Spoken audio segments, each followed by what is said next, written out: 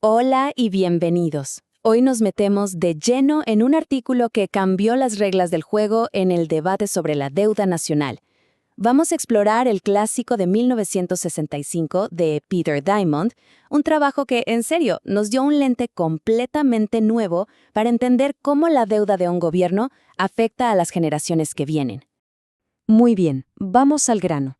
Esta pregunta ha estado en el centro del debate económico por décadas. A ver, pagar los gastos de hoy con deuda ¿significa simplemente pasarle la factura a los que vienen después? Bueno, el artículo de Diamond se propuso justamente resolver este dilema de una vez por todas. Antes de Diamond, la mayoría de los modelos veían la economía como una especie de entidad única que vive para siempre. Pero seamos honestos, eso no suena muy realista, ¿o sí? La verdadera genialidad de Diamond fue modelar la economía como es en la vida real. Una sucesión de personas que nacen, trabajan, se jubilan y eventualmente mueren, y sus vidas económicas se van traslapando. Y esto, precisamente, es el modelo de generaciones superpuestas, o OLG como se le conoce. Ahora, aquí hay un detalle clave. Paul Samuelson ya había jugado con la idea de las generaciones, pero fue Diamond quien añadió el ingrediente que lo cambió todo, el capital físico, o sea, las fábricas, las máquinas, los edificios, las cosas que de verdad producen bienes y servicios. El motor que mueve todo este modelo es un ciclo de vida de 2 etapas que es increíblemente simple pero muy poderoso.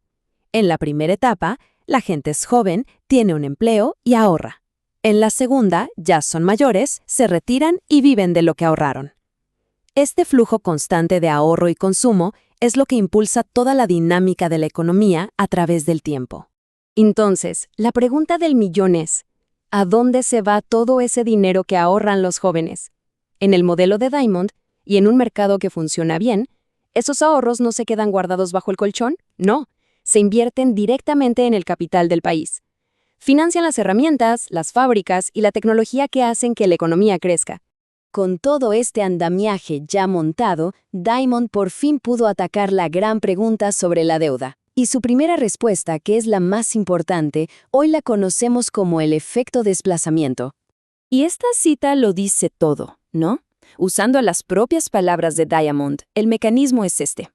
Cuando el gobierno emite bonos de deuda, le da a la gente una opción más para guardar su dinero.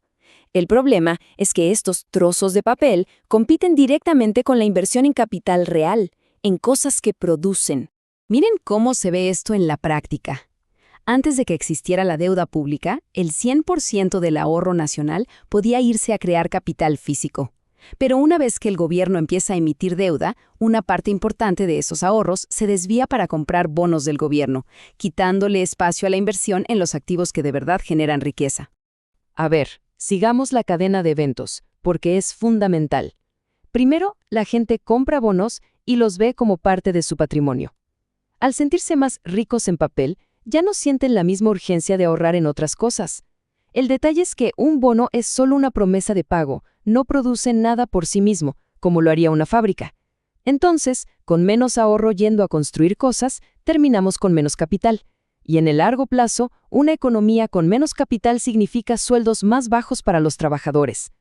Amigos, es la verdadera carga que se hereda. Pero justo cuando creíamos que la respuesta era un rotundo «sí, la deuda es mala», el modelo de Diamond nos tenía preparada una sorpresa. Un giro en la trama totalmente inesperado y, bueno, bastante paradójico. Esto nos lleva a una pregunta que, de entrada, suena rarísima. ¿Es posible que una sociedad ahorre de más hasta el punto de que sea malo?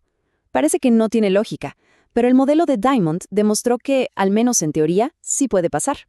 A este escenario tan extraño se le llama ineficiencia dinámica.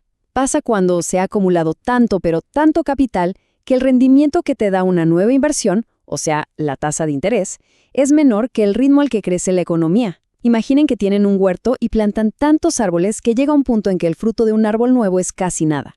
En ese punto, sería mejor simplemente disfrutar la cosecha que ya se tiene en lugar de seguir plantando. La economía básicamente ha sobreinvertido. Este gráfico lo deja súper claro. Lo normal, lo eficiente, es que la tasa de interés sea mayor que la tasa de crecimiento. La ineficiencia ocurre en ese caso raro en que la balanza se inclina para el otro lado. Y aquí viene la gran paradoja.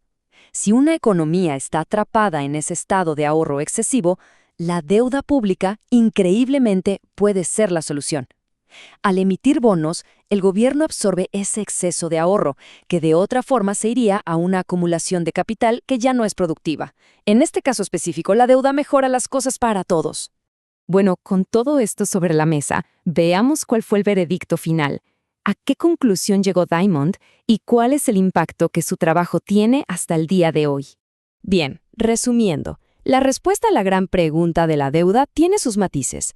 En una economía normal y eficiente, sí, la deuda es una carga, pero en el caso teórico de una economía ineficiente, no lo es. Pero quizá lo más importante de todo es que el modelo OLG se volvió el lenguaje estándar para discutir cualquier política que mueva recursos de una generación a otra. Y ese es su verdadero legado. El modelo de Diamonds no fue solo una respuesta a una pregunta, se convirtió en una herramienta de trabajo fundamental y duradera. Cuando los economistas hoy en día discuten sobre la viabilidad de los sistemas de pensiones, el impacto de la deuda o los efectos de cualquier política intergeneracional, están, en esencia, usando la misma estructura que Peter Diamond construyó en 1965. Y esto nos deja con una pregunta final para reflexionar. El modelo de Diamonds nos da las herramientas para analizar estas transferencias. Pero la cuestión de cómo equilibrar estas políticas, cuánta deuda es demasiada, cómo diseñar los sistemas de jubilación, bueno, esa sigue siendo una de las conversaciones más importantes de nuestro tiempo.